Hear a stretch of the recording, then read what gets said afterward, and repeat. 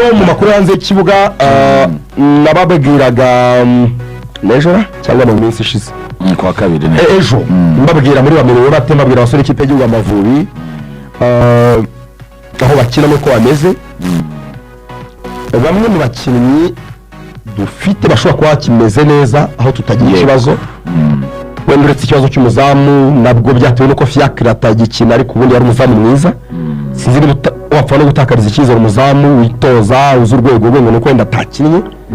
Ariko nka defense yacu narayirebye ejo bundi mbona nk'abadefanseri centrale ndetse n'umukaseri baracyari intact kubera ko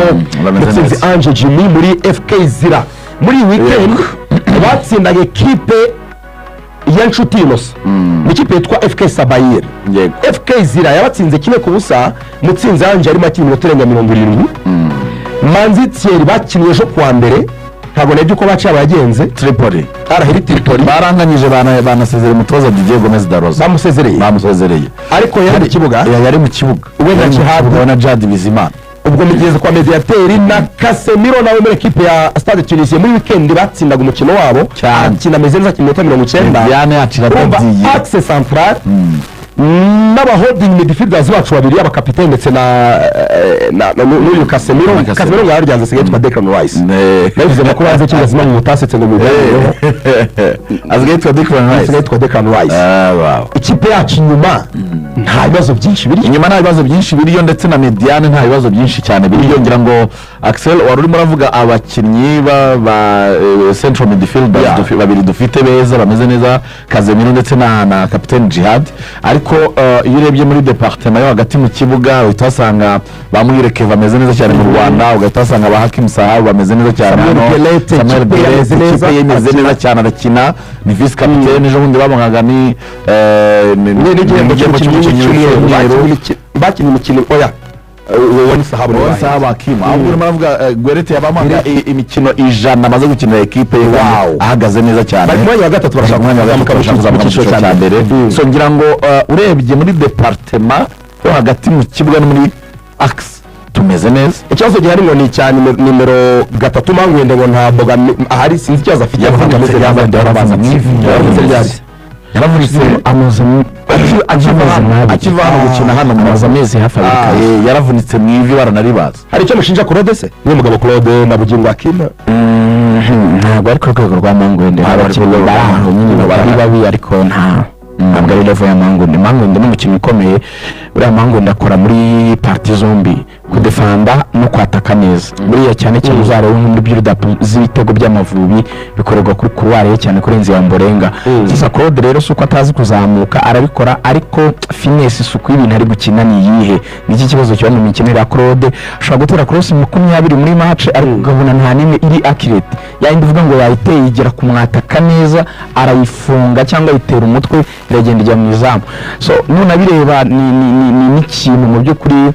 kizagora Amavubi cyane kubera ko twari tumaze kugira defense stable. Ikindi ni ukumenyerana hiyongeramo iyi ndeshyo ye, tuzaba dukina n'abakinnyi b'imbaraga barebare b'abasore ba Nigeria, ubwo bareba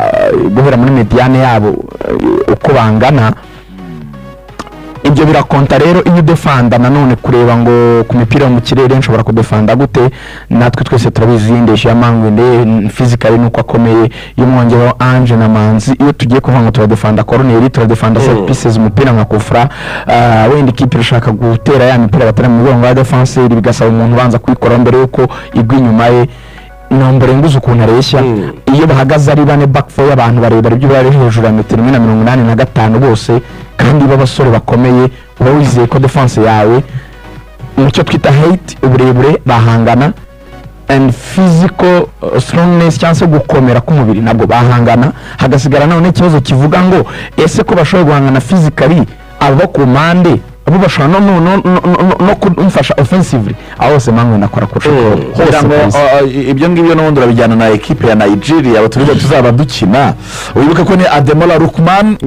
nubwo kwizigira nubwo twabatsindiye mu gihugu cyabo niyo, ariko uramutse ugiye gusesengura abakinnyi bacu par rapport y'abakinnyi ba Nigeria batuma dutsindwa mbere ye. Ndakeza ko atari igitekerezo cyiza kubatsinda nka information gusa ihari. Twabatsinze bari bari bamaze qualification nta gutsinda no kubatubura this is a serious business abantu batabifata nka match rero yabereye iwabo ntabwo ari nk'iya mbere dutsinda bazafata umwanya wa mbere ni ikipe ikomeye cyane wibuke ko urumva twavugaga nyine twebwe iwacu ko harwaye inyuma ariko kandi bo bafite abakinnyi bari on fire. Victor Osimhen amaze gukora ibitego birenga 22 muri Galatasaray noze Ademola Lookman urabizi ko kujya mu yunge na Gasperi bamwambitse noneho Brassari yabatsinze muri weekend nyine n'amakipe abiri ari ku rwego atari ku rwego rumwe urumva ikipe y'igihugu twebwe mu gihe ureba mu busatirizi muri departement yacu ya attack ukavuga ngo ukabonamo inshuti abantu bagatangira bakavuga bati ariko uyu mwana yiva muri Rutsiro no gutangira kumutekerezaho urumva ikipe ya Nigeria yo mu bataka hamagaye 8 muri abo 8 uwo kocha Feri yashyira mu wari wese yagutwika urumva rero Victor Boniface ashobora kwicara gusa cyane Nigeria kandi mwibuke yuko sinayoboye itsinda turimo South Africa ndumva bari imbere none sabwo tuyoboye turi batatu ndaza nitwe turiyoboye South Africa ndavuga hagati y'abana Nigeria n'induri imbere sofa kanze ngo rero urutonde tugomba kubireba kuko batangiye gukora amanota ari igikombe cy'isi cy'umwaka utaha mu kwezi kwa gatandatu urutonde wewe n'abihugu bitatu turimo ariko Nigeria igihe cyo gushaka amanota cyageze ku makipe yose cyageze ndumva Nigeria iri imbere no kuvuga ngo u Rwanda turi abambere n'amanota 7 turanganya na South Africa na Benin twese dufite Lesotho ni ya 4 ifite 5 Nigeria ya 5 ifite 3 Zimbabwe ni ya 4 ifite 2 Nigeria ifite imikino n'iki cyangwa turanganya ine twese ifite amanota 3 Nigeria ifite mu gihe biziko South Africa ifite 7 yego u Rwanda na Benin I swear before God indoro zizavuga inyarugenge cyane match zabikora kuko Nigeria itakaje uyu mukino South Africa ikawutsinda South Africa ikagira 10 Nigeria ikagira 4 cyangwa ikaguma kuri 3 yahita yikubura they can't afford hano utagira ngo bwazanacika na Zimbabwe kuko irusha Zimbabwe rimwe ya nyuma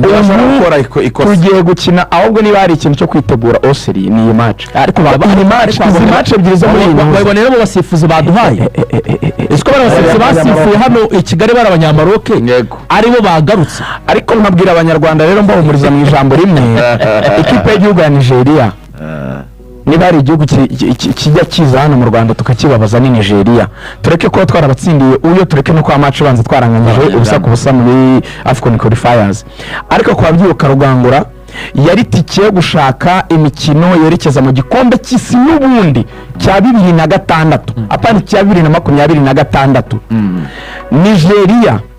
yaje hano mu Rwanda ntiyadutsinda igitego kiri mu mateka y'u Rwanda ngira ngo tubaye dufite impano tubika ibitego byacu cyaba ari cyo gitego kiza ngira ngo nyuma y'igitego cya Uganda igitego Jimmy Gatete yatsinze acenze ba Yobo acenze abakinnyi batandukanye ba Nigeria aragenda elimina twari twambaye imyenda y'umuhondo abantu barabyibuka igitego kiza cy'amateka cyabaye ranked mu bitego 10 bigiza byatsinzwe muri iyo qualification by Super Sport iki gitangazamakuru cy'Abanyafrika y'Epfo nicyo cyabi rankinze cyari mu bitego 10 byiza byatsinzwe mu gushaka iyo qualification nyuma baza kutwishyura Nigeria icyo gihe kunganya natwe